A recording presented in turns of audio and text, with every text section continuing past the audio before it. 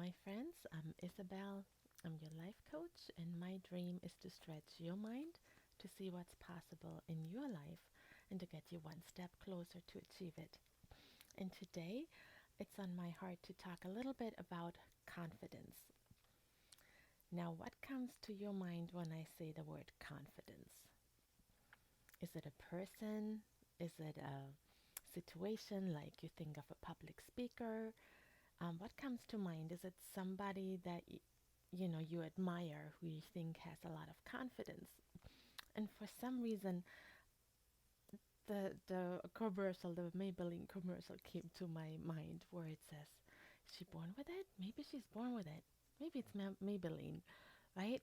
So don't we often look at people and think, "Oh, maybe he or she's born with it. They just have that confidence." And you know what I learned is none of us are born with that. Actually, let me take that back. As babies, yes, we all have confidence, but it kind of goes away and then we have to build it up again. So, what I want you to understand is that none of us adults are like confident naturally. It is a skill.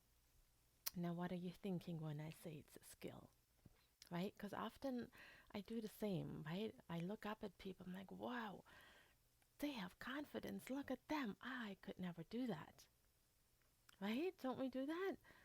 But what if they felt the same way? And they probably did, right? They probably had to overcome tons of fears to do what they're doing, to do what they're good at. And again, how do we get good at something? We practice. But before we go on, I want to share a definition because I like Webster's dictionary, so bear with me. The definition of confidence, according to Webster, is a feeling or belief that you can do something or succeed at something, that you can do something well or succeed at something. Let me repeat that, I messed it up. Confidence is a feeling or belief that you can do something well or succeed at something, or that someone is good at something, right? That's the belief. So that could be you or someone else. And again, that's the definition. And I want to share two things how we can build confidence and how not to build confidence on the inside and on the outside. But first, you need to be on the same page that it is a skill that can be learned. It's a skill that can be learned. If I asked you, let's say you're a coffee drinker, then you're probably very skilled at making a cup of coffee, right? Somebody who doesn't drink coffee, doesn't have a coffee maker at home, doesn't know how to do that, right? Let's say you are a truck driver, then you have developed the skill to drive that truck and it takes practice, right? Maybe you have a hobby that you're really good at, right? For example, one of my daughters is making polymer clay earrings now, and um, she had to, practice that skill, and somehow to her that comes easy. I would probably struggle with it. So, but she kept doing it, and she's good at it, and she's producing very beautiful jewelry. Check her out at To the Moon and Back, Florida, on Etsy. So it's something that you can practice repetitively. It's not what somebody else has. It's not what somebody else is born with.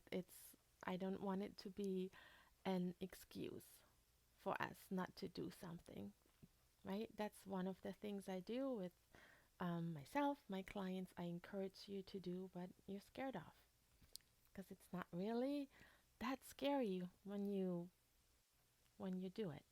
It's just in your mind. The story in your mind about that scary thing is much bigger than the actual thing.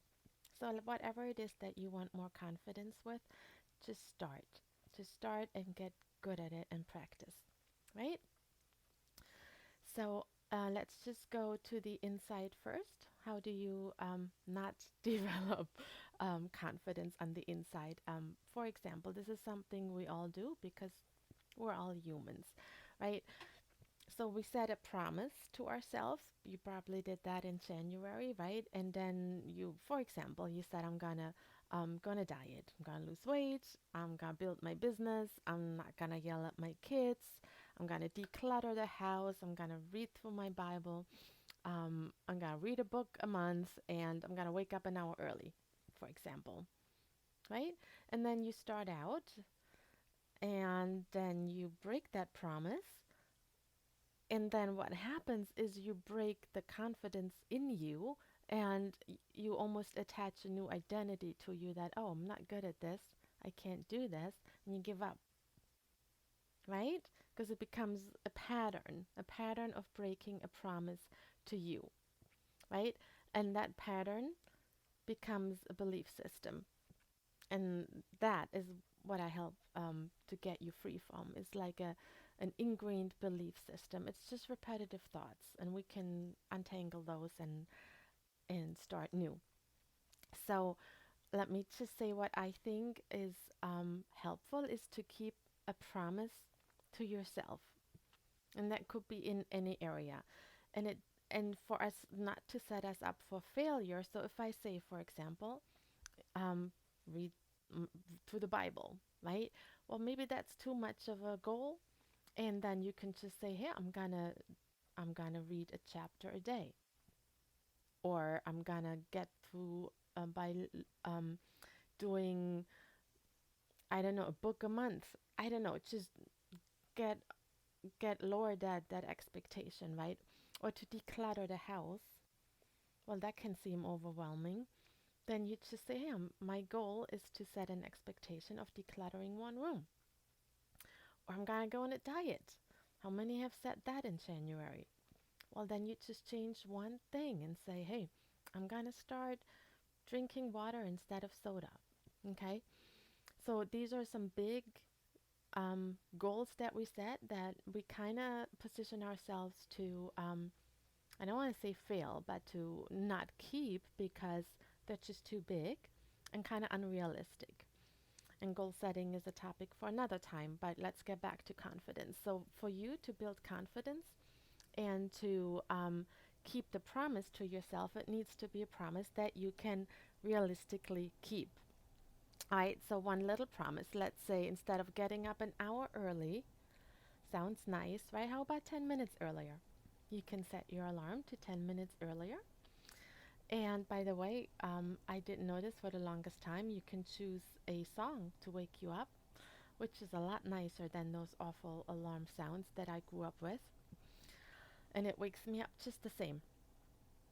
And instead of reading a book a month, why not listen to one chapter a day, right?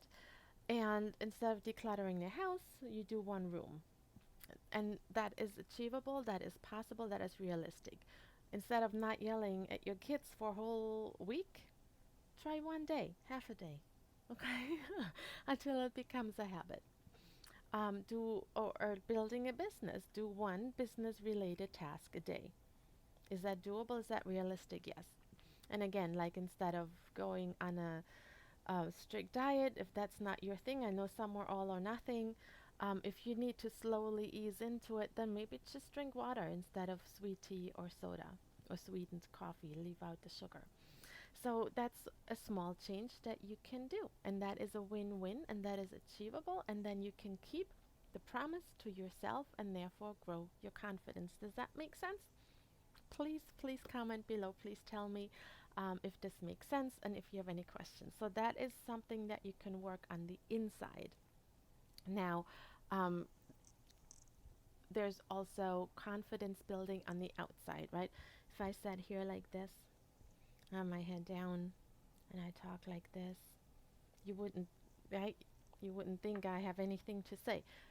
So if I sit up straight, put my shoulders back, lift up my head, smile, right? I give a feeling of confidence. Your posture is very important, right?